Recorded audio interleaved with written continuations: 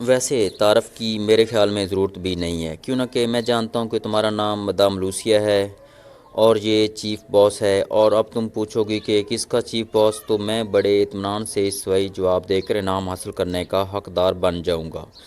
بس میرا جواب ہوگا سلور ہینڈز، اور تم چینک کر انعام کا اعلان کر دو گی۔ عمران کی زبان بڑی روانی سے چل پڑی تھی۔ تمہیں ضرور کوئی غلط فہمی ہوئی ہے مسٹر، مدام لوسیا نے ہونٹ دباتے ہوئے کرخت لہجے میں جواب دیا۔ بس یہی ایک مرض ہے مجھ میں، اس لیے تو مس جولیا بھی مجھ سے ناراض رہتی ہیں، عمران نے منہ بناتے ہوئے کہا۔ تم آخر کیا بکواس کر رہے ہو، اور تم کون ہو؟ چیف باس نے یکطرف وسیلے لہجے میں کہا۔ تم اچھے چیف باس ہو کہ اپنی ہی تنظیم کو بکواس کہہ رہے ہو؟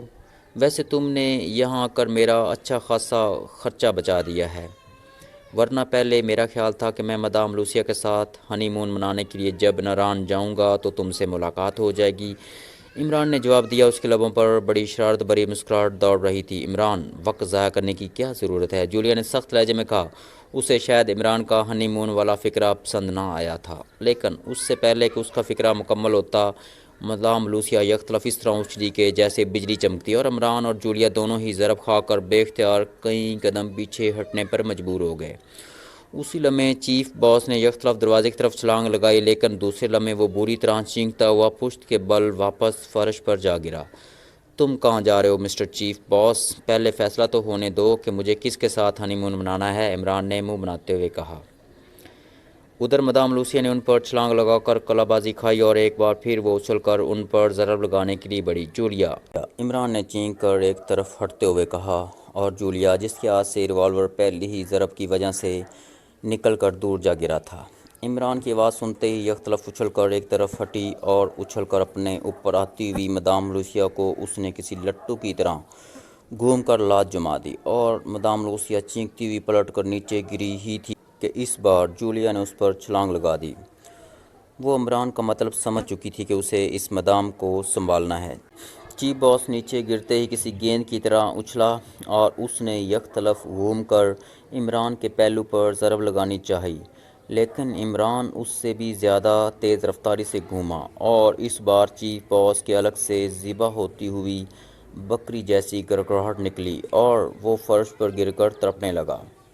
آرام سے پڑے رہو مسٹر چیف باس، میں ذرا اطمینان سے محسوسات کی جنگ دیکھنا چاہتا ہوں، عمران نے کہا، اور چیف باس واقعی چند لمحے پھڑکنے کے بعد ساخت ہو گیا۔ عمران کی گھومتی ہوئی لات کی زوردار ضرب نے چیف باس کی ریڑھ کی ہڈی کے بیک وقت کئی موڑے توڑ دیے تھے۔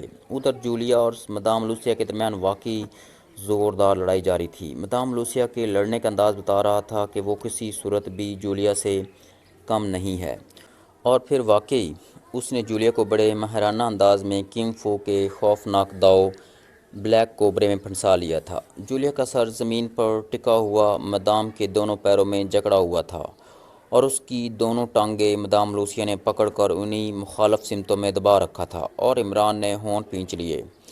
ایک لمحے کے لیے اس نے سوچا کہ وہ آگے بڑھ کر جولیا کو اس خوفناک داؤ سے نجات دلا دے، لیکن پھر وہ رک گیا، کیوں نہ کہ اگر وہ ایسا کر دیتا تو پھر جولیا باقی تمام عمر احساس کمتری کا شکار ہو جاتی، اور اسی لمحے جولیا نے یکطرف زمین پر ٹکی ہوئی اپنی دونوں کونیاں تیزی سے گھمائیں، اور زوردار ضرب مدام لوسیا کی پنڈلیوں پر ماری، اور مدام لوسیا بے اختیار چینکتی ہوئی نیچے جا گری۔ یہ بلیک کوبرا سے بچنے کا سب سے مشکل ترین دفعہ تھا، لیکن جولیا نے واقعی اسے بڑے ماہرانہ انداز میں استعمال کیا تھا۔ ویل ڈن جولیا، لیکن میرے پاس اتنا وقت نہیں ہے کہ میں صبر سے سچے محسوسات کا انتظار کرتا رہوں، عمران نے کہا، اور عمران کے اس فکرے نے واقعی جولیا کے جسم میں جیسے پارسا بھر دیا۔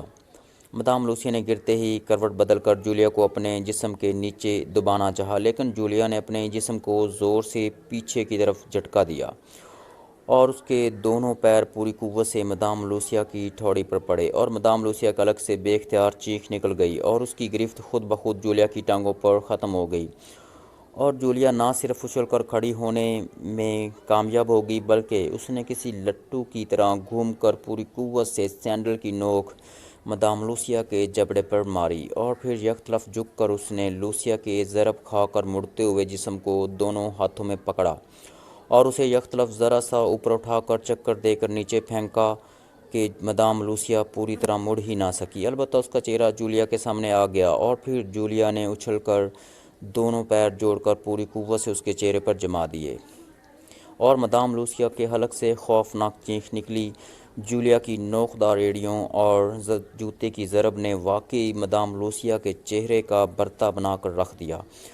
اس کی ناک پچک گئی تھی اور دونوں گالوں میں خوفناک سوراخ بن گیا تھا اور مدام لوسیا ایک لمحے کے لیے پھڑکی اور پھر ساخت ہو گئی۔ بس تم نے تو اس بیچاری کو بالکل ہی غیر محسوس بنا دیا ہے، اس کا چہرہ تک بگاڑ دیا ہے، عمران نے جولیا کو پکڑ کر ایک طرف ہٹاتے ہوئے کہا، کیوں نہ کہ جولیا اس کے چہرے پر دوسری ضرب لگانے کے لیے اچھلنے ہی والی تھی اور جولیا ہانپتی ہوئی ایک طرف ہٹ گئی۔ اس کا چہرہ خون کی حدت سے سرخ پڑ گیا تھا، کیوں نہ کہ اس نے اپنے آپ کو لوسیا کے جس داؤ سے بچایا تھا اس کا تاثر ابھی تک اس کے چہرے پر موجود تھا۔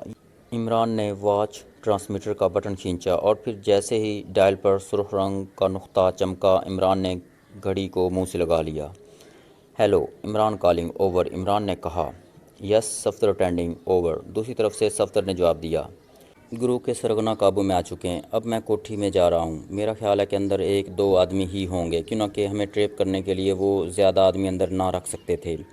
بہرحال تم ہوشیار رہنا، ہو سکتا ہے میرا خیال غلط ہو، اوور، عمران نے کہا۔ آپ اکیلے جائیں گے، اوور، دوسری طرف سے صفدر نے چونک کر کہا۔ فی الحال تو اکیلا ہی ہوں، اس لیے اکیلا ہی جانا پڑے گا، اوور اینڈ آل، عمران نے جولیا کی طرف دیکھتے ہوئے مسکرا کر کہا اور جولیا بھی مسکرا دی۔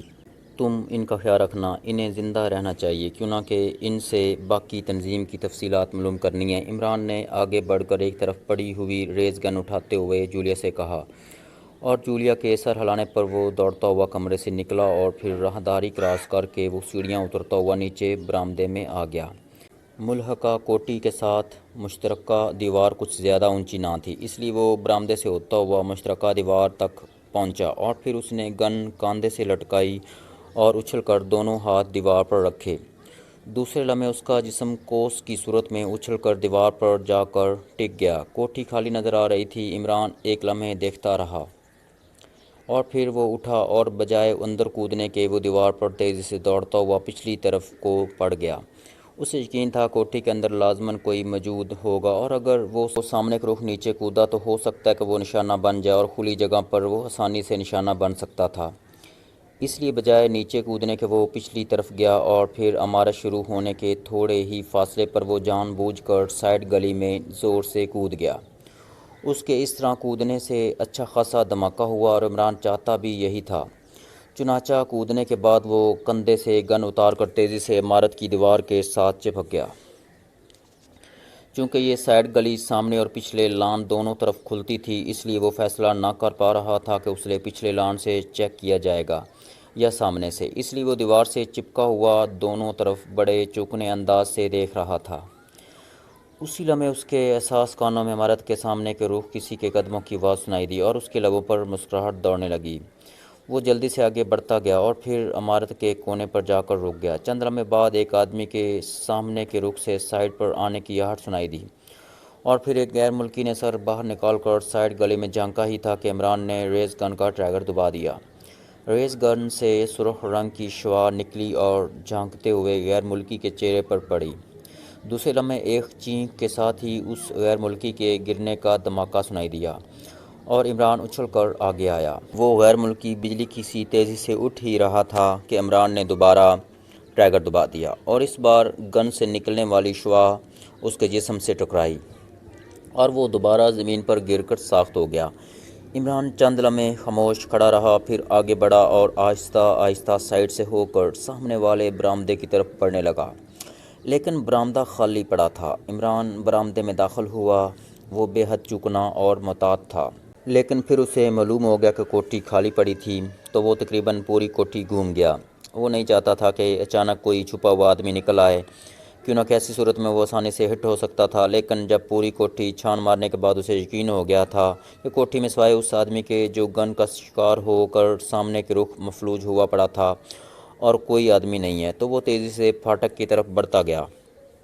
اس نے پھاٹک کی چھوٹی کھڑکی کھولی اور پھر باہر نکل کر اس نے صفدر اور اپنے ساتھیوں کو ہاتھ اٹھا کر لائن کلیئر ہونے کا مخصوص اشارہ کیا اور اسی لمحے سامنے موجود ایک بڑے درخت کی اوٹ سے صفدر نکل کر تیزی سے اس کی طرف بڑھا۔ میں پھاٹک کھول رہا ہوں، تم ان چاروں آدمیوں کو کار میں ڈال کر یہاں لے آؤ، اور صدیقی اور کیپٹن شکیل کو بھیج کر ملحقہ کوٹھی سے مدام لوسیا اور اس کے چیف باس کو بھی اٹھا کر یہاں لے آؤ۔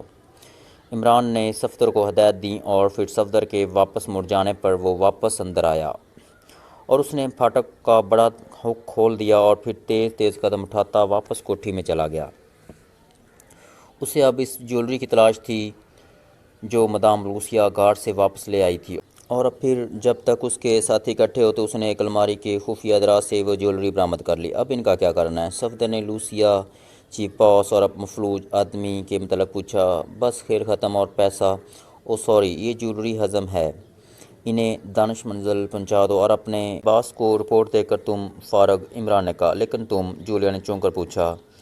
میں نے کہا تو ہے کہ جیولری ہضم، اور میں یہاں سے سیدھا صرافہ بازار جاؤں گا، وہاں اس جیولری کو مکمل طور پر ہضم کرنے کا بندوبست کروں گا۔ سلمان نے مجھے آج ہی ایک لمبی چوڑی فہرست دی ہے قرضوں کی کہ اتنا قرضہ چڑھ گیا ہے، چلو کم از کم تو کچھ تو قرضہ اترنے کی سبیل پیدا ہو گئی۔ عمران نے ہاتھ میں پکڑا ہوا جیولری کا لفافہ انہیں دکھاتے ہوئے کہا، یہ سرکاری مال ہے، ادھر دو۔ جولیا نے یک تلفظ کے ہاتھ سے لفافہ چھینتے ہوئے انتہائی تلخ لہجے میں کہا، ارے ارے وہ قرضہ، وہ سلمان تو۔ عمران نے بڑے گھبرائے ہوئے لہجے میں کہا، سڑک پر بھیک مانگ لینا سمجھے؟ جولیا نے منہ بناتے ہوئے جواب دیا۔ لیکن پھر تم نے محسوس کر لیا تو؟ عمران نے مسکرا کر کہا، میری بلا سے، میں کیوں محسوس کروں گی؟ تم جو چاہے کرتے پھرو، ہونا میں محسوس کروں گی، جولیا نے منہ بناتے ہوئے کہا، اور جیولری کا لفافہ اٹھائے کار کی طرف اس طرح بڑھ گئی جیسے اس سارے کھیل کی ہیرون وہی ہو۔ یار تم ہی کچھ سفارش کر دو، وہ سلمان کا قرضہ۔